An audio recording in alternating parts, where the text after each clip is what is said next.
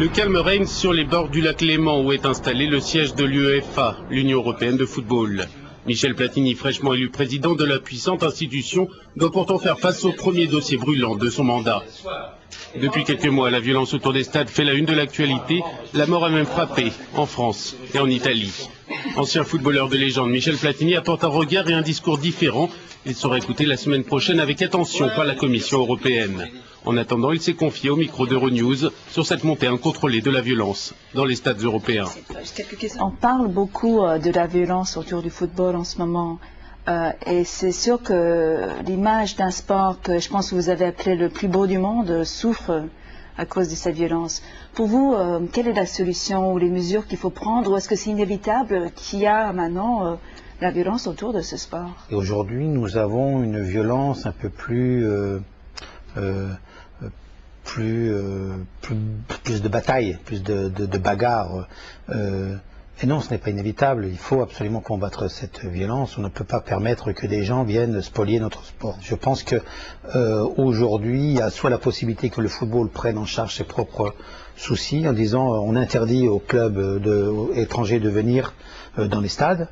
Mais ça, c'est contre la libre circulation de tous les travailleurs et trouver des règlements, des lois, ce n'est pas facile. La deuxième solution, c'est demander aux instances politiques, peut-être avec la FIFA, avec le comité olympique, avec les sports collectifs, de créer une instance de contrôle européen qui puisse surveiller toutes les dérives de notre sport. On est obligé aujourd'hui d'avoir un contrôle policier pour les dérives du sport. On en a bien pour Internet, on en a bien pour l'économie, on en a bien pour plein de choses. Justement, j'allais vous demander, vous allez rencontrer M. Barroso, président de la Commission européenne, le 12 mars, et justement parti pour parler de ce dossier de la violence dans le football. Mais au niveau européen, vraiment, qu'est-ce que vous pensez qu'on peut faire? Écoutez, il y a la violence, mais il y a aussi tout ce qui concerne le sport en lui-même, sa spécificité. Je pense que aujourd'hui, M. Barroso doit avoir confiance en nous, en moi, en d'autres personnes qui organisons le football. Et nous devons réguler ce sport qui a été le sport le plus populaire et le plus beau. Nous devons le réguler. Là, vous avez dit que c'est dommage de pénaliser des clubs pour la violence quand ce sont des personnes qui créent des problèmes. Oui. Et comment responsabiliser les supporters? Je pense qu'il faut les attraper et puis les empêcher de venir dans les stades. Il n'y a pas grand chose d'autre à faire. Comment dire pourquoi quelqu'un jette un fumigène, jette un pétard, jette un couteau, jette une bombe? Il n'est pas organisé par le club, quoi. Je veux dire, et c'est les gens-là qui devraient être pénalisés par le club. On est toujours en train de donner des amendes, suspensions, mais ça ne change pas la violence. Je pense qu'il faut éradiquer cette violence en enlevant les gens qui veulent détruire notre sport. Il faut les enlever du stade. Il faut les empêcher de venir. Mais justement, est-ce qu'il y a une solution et peut-être d'empêcher que les supporters viennent en grand groupe, je veux dire supporters de l'équipe adversaire, ou est-ce que Il faut nous donner les moyens juridiques de le faire. Nous, c'est pas l'UEFA, ni les clubs, ni qu'on peut le faire. C'est les juges, les policiers, c'est les lois, c'est les règlements. Et donc, je pense que c'est une bonne discussion qu'on doit avoir entre les responsables du sport et les responsables politiques. Vous avez parlé de protéger le jeu de football et lui rendre son caractère universel. Oui. Bon, en même temps, le football, c'est sûr que c'est un marché, un business. Comment lui rendre son caractère universel, mais en même temps empêcher que c'est ce qu'on dit un désastre économique? Écoutez, moi je ne savais pas que le football était un business, je croyais que le football c'était un jeu et un sport. Donc le football est pour moi un jeu et un sport dans lequel, et grâce à cette popularité, c'est devenu un business. Mais je suis absolument d'accord qu'il y ait du business. Mais je ne veux pas que ce business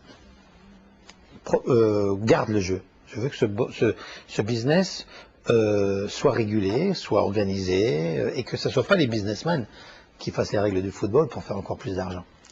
Le football n'est pas une entreprise de marteau ou de yaourt, c'est un sport, c'est un jeu. Donc protégeons l'aspect social de ce jeu. Vous avez dit aussi qu'il est temps de remettre au jeu de football des vraies valeurs, des vraies règles. Pour vous, quelle est la valeur la plus importante pour... Respect. Le football est respectueux, je veux dire, On doit respecter les décisions, on doit respecter ses copains, on doit respecter ses amis, on doit respecter les règles du jeu, on doit respecter plein de choses. Le sport avait des fantastiques valeurs. Fantastiques valeurs. Aujourd'hui, le sport est synonyme de fantastiques défauts. On parle de violence, de corruption, de dopage, d'argent. Bon, mais au départ, le sport a des grandes valeurs. Et je pense qu'il faut que M. Barroso, sa commission et tous les gens, et tous les politiques, tous les gouvernements nous redonnent ces vraies valeurs. Les redonnent au sport ces vraies valeurs. Et donc, ils nous aident à mettre des bonnes règles pour avoir des bonnes valeurs. Le 13 mars, Manchester United contre un 11 européen. Ce match sert à commémorer le 50e anniversaire du traité de Rome et aussi la première fois qu'une équipe anglaise joue dans une compétition européenne de football. Il y en a ceux qui disent aujourd'hui que l'Union européenne est devenue trop grande, trop bureaucratique, que les dirigeants sont trop éloignés de leurs citoyens. Est-ce qu'il y a un risque un peu, qu'on peut dire pareil, sur le football européen, c'est-à-dire qu'il n'y a que les grands clubs et que écoutez, moi je dis que le football sera social ou ne sera pas. Je pense que la politique européenne doit être la même chose. Il y a 50 ans, en effet, l'Europe s'est créée à Rome, on joue à Manchester. Il y a aussi 50 ans, il y a eu la catastrophe de Manchester, ce qui a fait que ce match se joue à Manchester. Bon, écoutez, j'espère que ça soit une belle fête. Et puis surtout, je voudrais que ce match se joue là dans la paix, parce que n'oublions pas que le traité de Rome a été fait après la guerre pour la paix dans notre monde. Et si, dans un match de football, 50 ans après, il n'y a pas la paix dans le stade, ça veut dire qu'on n'aura pas réussi grand-chose.